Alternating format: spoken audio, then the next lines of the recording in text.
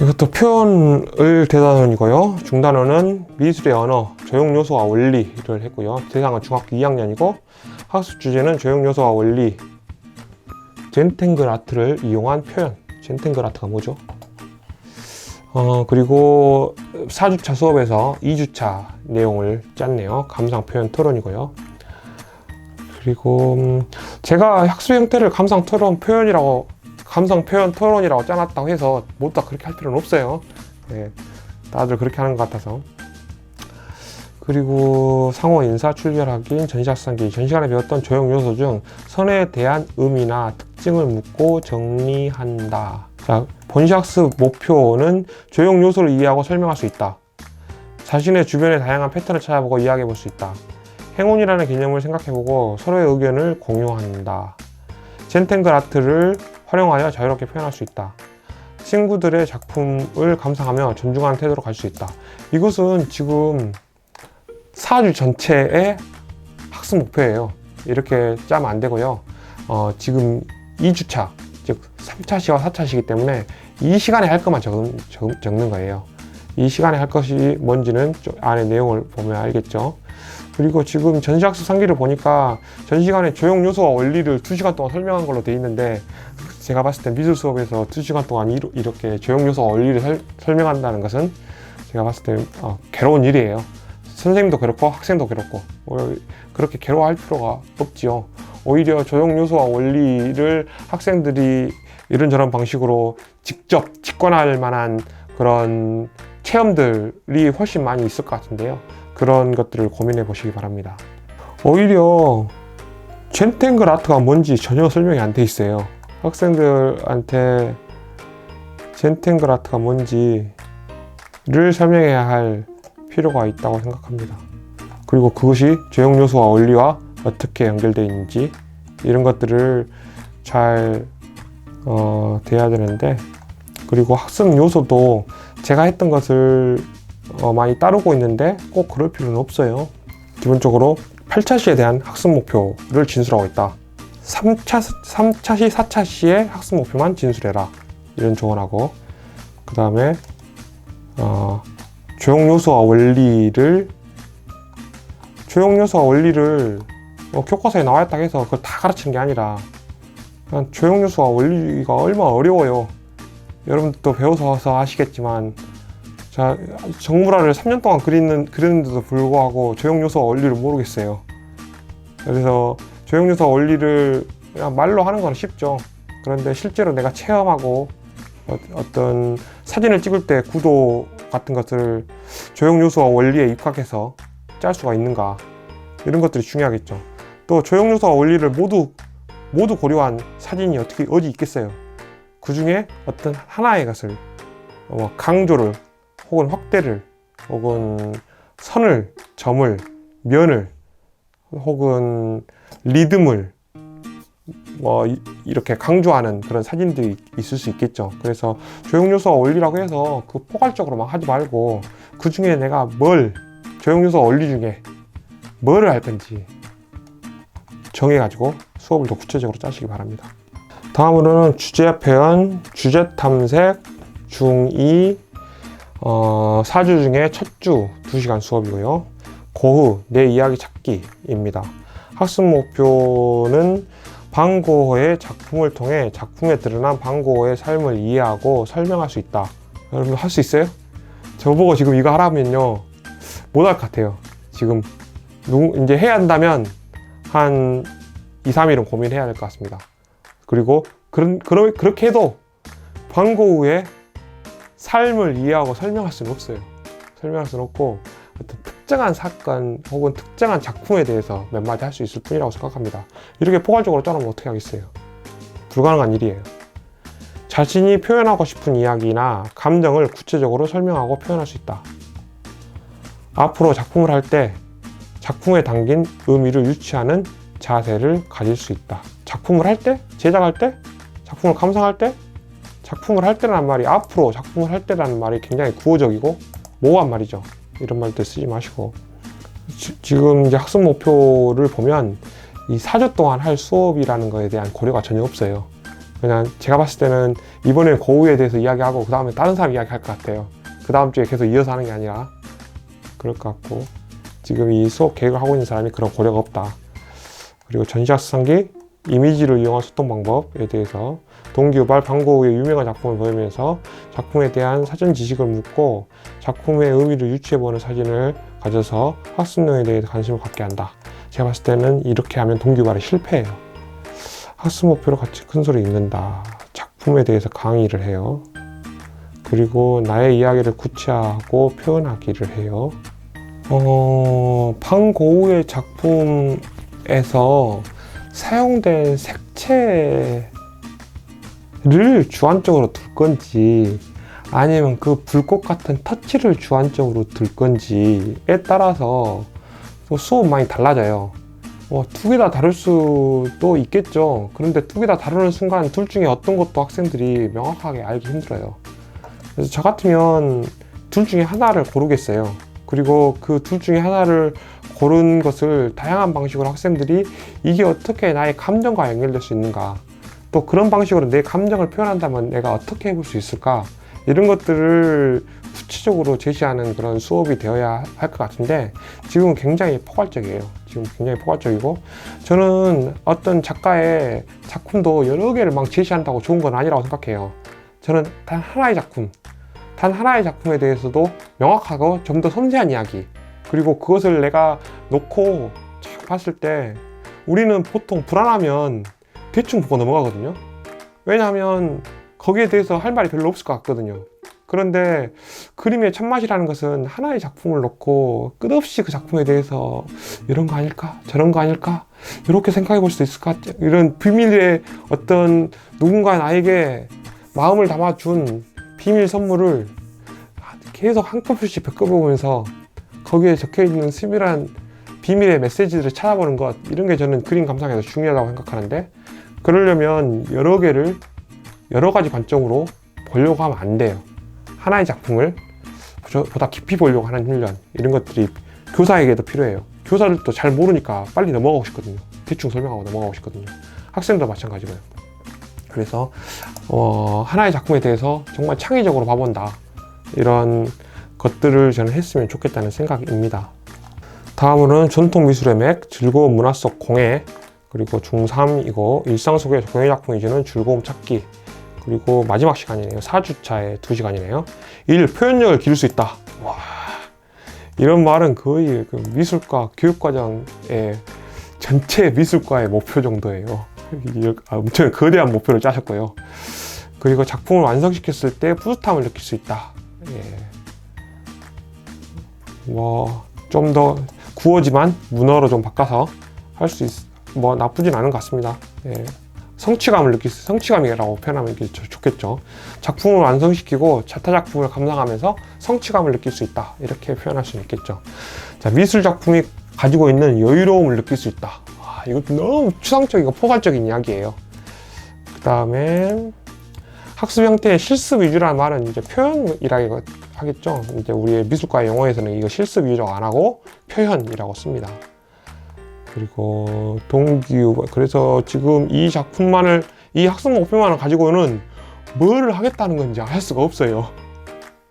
그죠? 이 마지막 4주차의 마지막 시간에 뭐를 하겠다는지 알 수가 없어요. 동기유발. 일상 속 일회용품으로도 목조가 가능하다는 것을 보여줌. 창작에 기초한 구성 방식 설명. 나무젓가락을 이용한 콩나물 공예. 지금 나무젓가락을 이용해서 콩나물 공예를 할 건가 봐요. 근데 나무젓가락은 알겠지만 콩나물 공예가 뭔지 모르겠네요. 콩나물 줄기 표현이 자연스러운 거에 대해서 직접적인 평가를 줄지어 받게 함. 나무젓가락을 깎아가지고 콩나물을 만드는 모양인데요.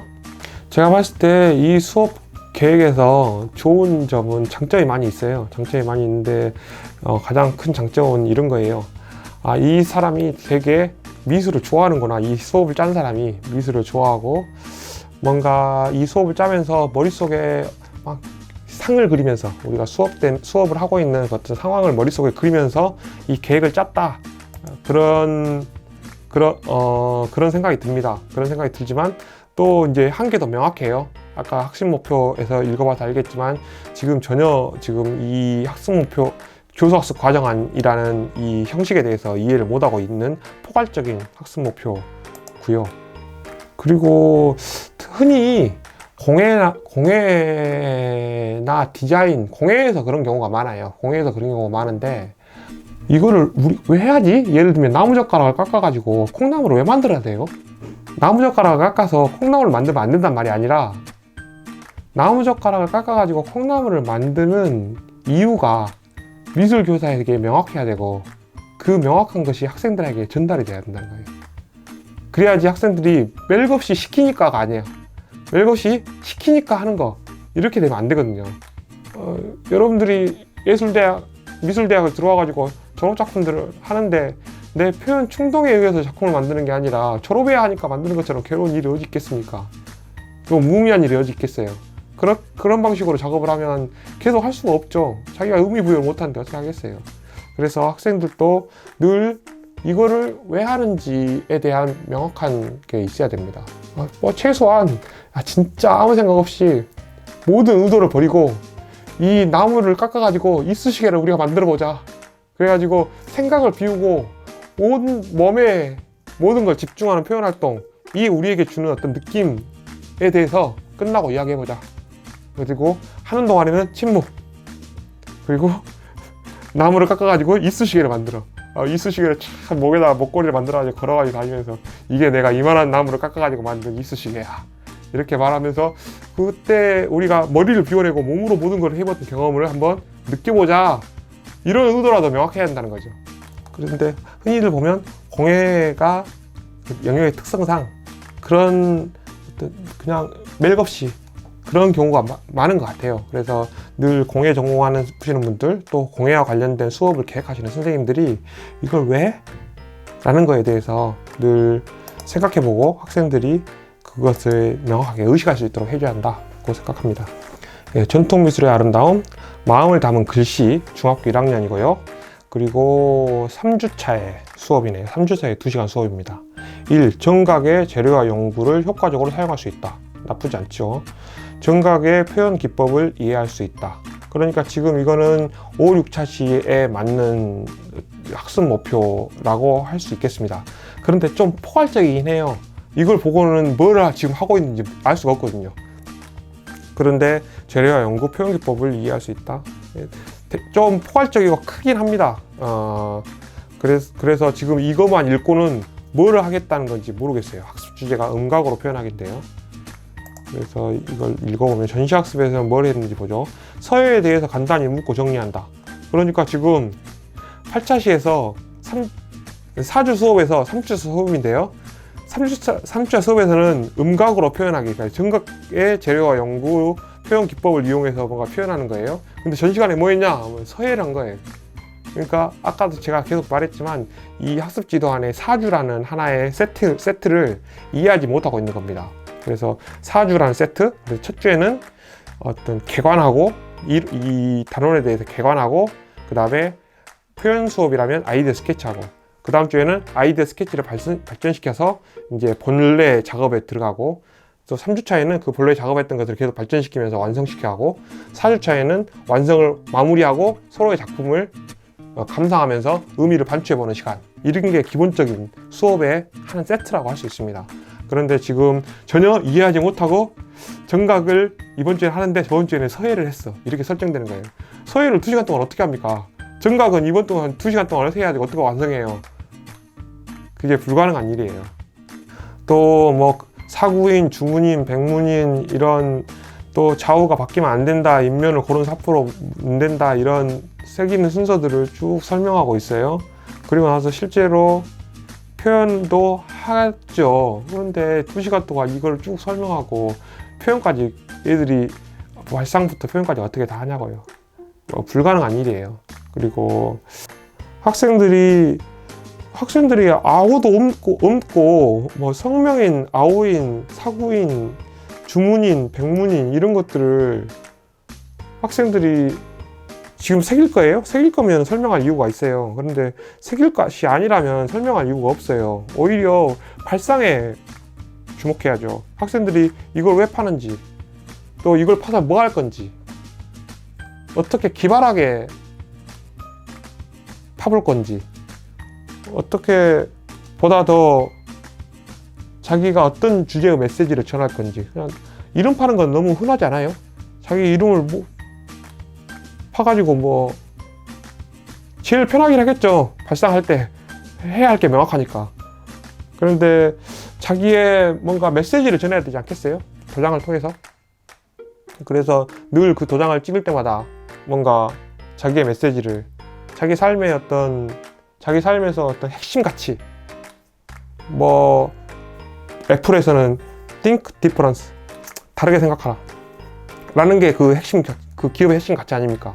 그 핵심 가치인데, 나의 삶의 핵심 가치는 뭐지? 죽을 용기가 없어서 사는 건가? 그러다가 수명에 닿으면 죽는 건가? 이렇게 가벼운 삶이 어디 있습니까? 제가 봤을 땐 대부분의 사람들이 그렇게 살고 있는데요.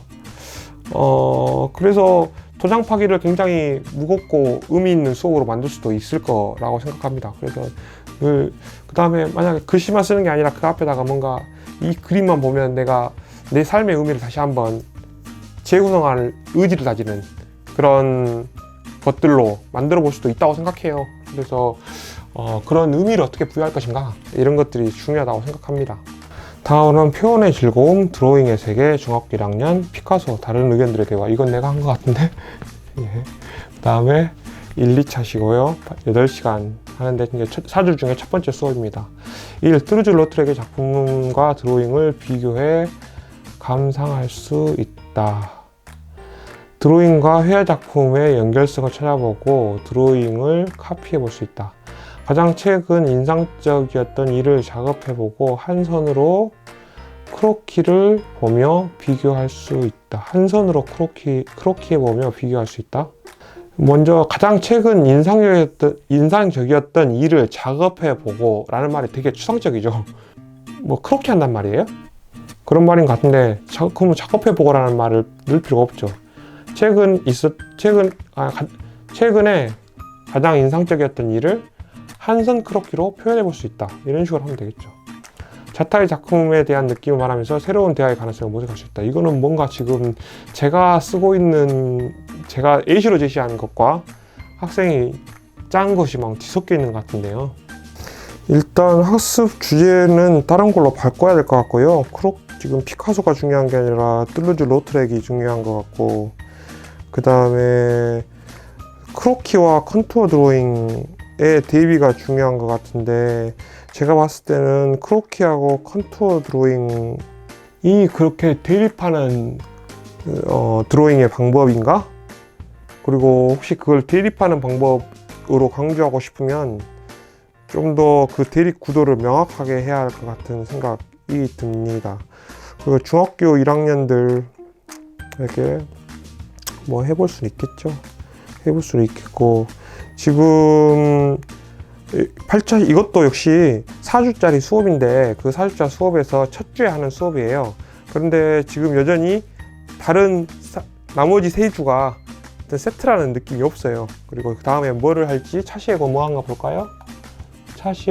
차시에고는 드로잉의 재료와 그에 대한 특성에 대해서 차시에고가 되어 있는데요.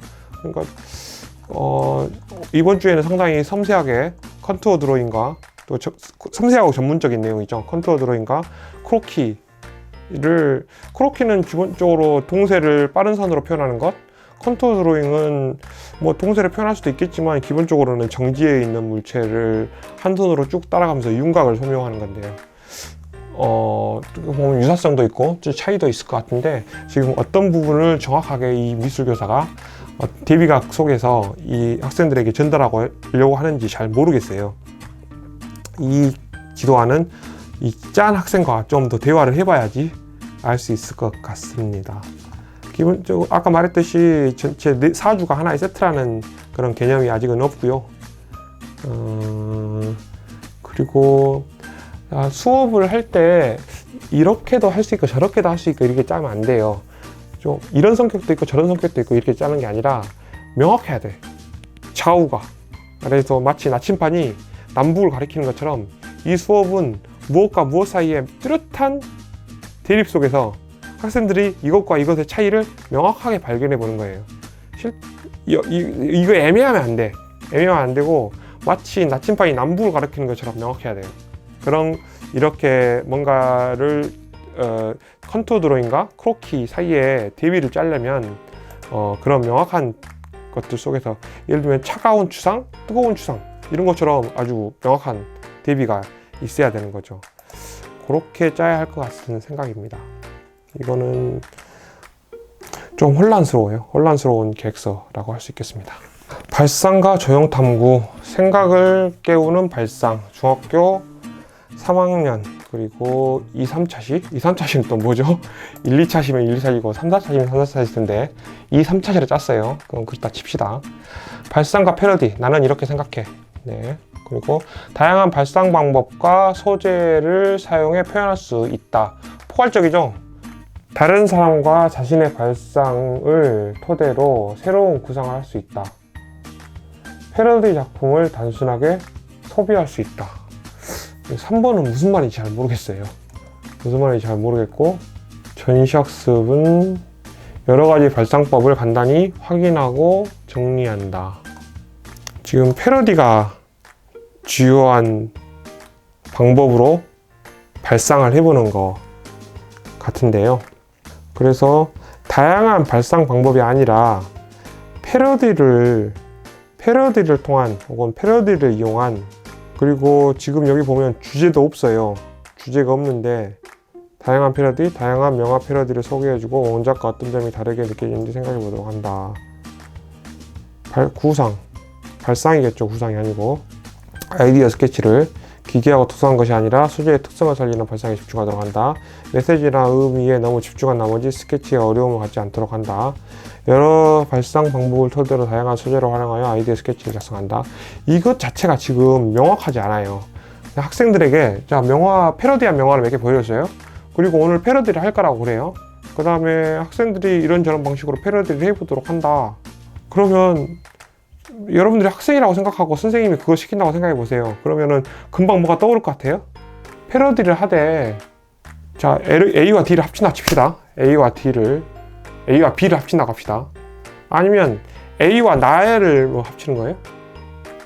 그 다음에 나면 자, A와 B를 합치거나, 아니면 A와 나를 합치거나, 아니면 그냥 A 자체를 유사한 상황으로 변환시키거나, 이렇게 해볼 수 있을 것 같은데, 그러니까 자, 패러디라는 방법은 주어져 있지만 그 패러디라는 방법을 통해서 뭐를 할 건지에 대한 주제는 없단 말이에요. 그러면 학생들이 좀 혼란스러워 합니다. 자, 이렇게 생각해 봅시다. 패러디를 통해 웃음 만들기 라고 해봅시다. 그러면 어떤 진지한 장면을 콜라주처럼 오려붙여 가지고 A라는 것은 배경으로, 또 B, C, D는 인물로 잘라가지고 붙여서 상황을 웃기게 만들기, 사람들이 웃게 만들기, 그러면은 좀 더 명확해지잖아요. 그런데 패러디라는 방법은 정해져 있어요. 근데 콜라주라는 것도 만약 아니고 뭐 그려야 되는 건지, 이런 아무튼 패러디라는 게 정해져 있어요. 뭐 몇 가지 예시들이 주어질 수 있겠죠. 그걸 통해서 뭐를 할 건지가 명확하지 않기 때문에 학생들이 혼란스러울 것 같아요. 구상에 보면 전혀 뭐를 할 건지에 대한, 그 패러디라는 방법을 통해서 뭐를 할 건지에 대한 가이드가 없습니다. 예를 들면 차를 타고 떠나기 라고 되어 있어요. 근데 그 떠나기에 목적지가 없단 말이에요. 이해되십니까? 패러디라는 방법은 있는데 그 방법으로 표현할 내용이 없다는 말이, 차를 타고 바다로 떠나기, 이 정도라도 정해져 있어야지 학생들이 어디로 간단 말이에요. 그런데 지금 그게 안 정해져 있고, 본시학습 목표도 굉장히 포괄적이고, 그 다음에 사주를 어떻게 하겠다는 그런 생각이 없어요. 지금 그렇게 짜여져 있는 게 문제라고 할 수 있겠습니다. 다음으로는 표현의 즐거움 파나네요. 그리고 중학교 1학년, 그리고 1, 2차시고요. 공파나 스탠식 기법의 활용. 이런 거 명확하네요. 공파나의 종류와 특징을 이해할 수 있다. 첫 시간이니까 할 수 있죠. 그리고 또 파나의 종류와 특성을 다 하는 게 아니라 공파나만 그렇게 하는 거예요. 그렇게 하는 게 훨씬 더 학생들에게 필요 없는, 지금 이 수업과 필요 없는 지식을 전달하지 않게 되겠죠.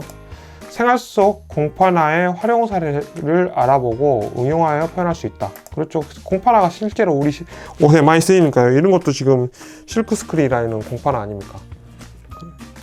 그리고 스텐실을 이용하여 자신의 작품을 표현할 수 있다. 그런데 지금 2시간 동안 스텐실을 이용하여 자신의 작품을 다 표현할 수 있겠어요? 없겠어요? 이런 게 어려운 거예요. 이런 게 할 수 없는 거예요.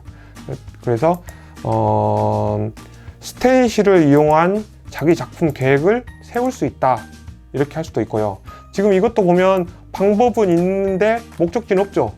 그래서 우리가 스텐실을 이용해서 뭘 할 건지가 나와 있지 않은 겁니다. 스텐실을 이용해서 뭘 만들기 이런 게 있어야 돼요. 그래서 뭐 스텐실 기법을 이용하여 뭘 만들어 볼까요? 커튼 만들기 이런 것도 가능할 것 같고요. 나만의 벽지를 만들어 볼 수도 있을 것 같고요. 구체적 쓸모든 아니면 주제든이 있어야 할 거라고 생각합니다. 평판화에 대해서 공판화. 전 시간에 또 평판화에 대해서 배웠네요. 지금 8분의 1차시 2차시인데 너무 평이하게 전시학상기가 써져 있는 것 같아요. 동기유발도 지금 거의 없다고 봐야죠. 공판화로 만들어진 작품이나 사진을 보여주며 본시학습의 내용에 관심을 갖게 한다. 공판화의 종류, 실크스크린, 스텐실과 특징, 좌우가 보완하지 않으면 이해시킨다. 스텐실의 특징과 제작 기법을 이해한다. 필름지와 같은 스케치를 옮긴다. 제작 시 유의점, 스텐실 제작.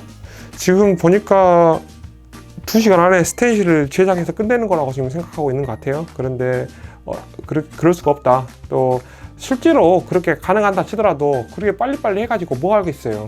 학생들이 스텐실 이 기법을 통해서 뭔가 좀 더 가치 있는 경험을 했으면 좋겠다. 아니면 예를 들면 우리 마을에 공터가 있어요. 그래서 공터에 또 옹벽이 있는데 그 옹벽이 좀 흉물스럽단 말이죠. 그래서 학생들과 흰색 페인트를 한번 딱 칠하고 거기 위에다가 스텐실을 막 찍어가지고 또 스텐실을 근데 한 번 찍으면 너무 입체적이지 않으니까 좀 더 입체적으로 뭐 명암도 좀 주고 그래가지고 찍고 그 위에다 스텐실을 또 여러 가지 겹쳐 찍고 그러면서 하나의 아름다운 화면을 구성해 보는 게 이번에 우리가 같이 해볼 미션이야. 그래서 1반부터 8반까지 각자 주제를 가지고 또 색채를 정해 가지고 스텐실을 만들어서 또 스펀지를 가지고 와가지고 종이에다가 대고 그거다 찍어서 하나의 벽면이 아름다운 우리들의 스텐실로 아름답게 바뀌어가는 과정들 쭉 하면 학생들이 얼마나 즐거워하겠어요. 가치 있는 또 우리의 구체적인 환경을 바꾸는 활동을 스텐실과 연계시켜서 시켜볼 수가 있겠죠. 그러면 학생들이 그렇게 명확하게 정해져 있으면 이제 가야 할 방향을 명확하게 알게 돼요. 근데 가야 할 방향을 모르면 방황합니다. 어디로 어떻게 뭘 해야 할지. 그래서 그런 것들을 좀 더 넣어서 하면 좋은 수업이 될 것 같습니다. 이상인데요. 오늘 긴 시간 각각의 짜온 교수학습 과정안에 대해서 이런저런 코멘트를 했습니다. 처음이니까요. 여러분들이 뭐 첫술에 배부를 수가 없죠. 그렇지만 한번 짜보고 코멘트를 듣는 게 가장 빠르게 내용을 파악할 수 있는 길이라고 생각했기 때문에 오프라인 강의이지만 온라인 강의이지만 이런 방식으로 길게 진행을 했는데요. 예, 여러분들에게 많은 도움이 되었길 바라고 지금 오늘 냈던 계획서를 방금 멘트에 따라서 수정을 해서 다시 올리는 게 과제입니다. 그리고 여러분들이 이 과제 내용을 가지고 파워포인트를 만들어야 되거든요. 파워포인트를 만들어야 되니까 그냥 이것만 짜고 말까라고 생각하지 말고 이것을 좀 더 구체적인 파워포인트로 만들고 실제로 우리가 오프라인 강의를 시작하게 되면 나와서 수업 시연을 해야 한다고 생각하고 짜보시기 바랍니다. 제 생각에는 이번 학기에 먼저 교생 실습을 나가는 학생들도 있을 텐데요. 교생 실습을 5월중대에 나간다고 생각하면 그 사람들은 별로 시간이 없거든요. 그래서 이런 미술 교재연구및 지도법 수업은 미술 교사로서 활동하는 데 가장 핵심적인 방법적 지식이기 때문에 그런 과정들을 꼭 배워야 할 것 같습니다. 감사합니다. 다음 시간에 뵙겠습니다.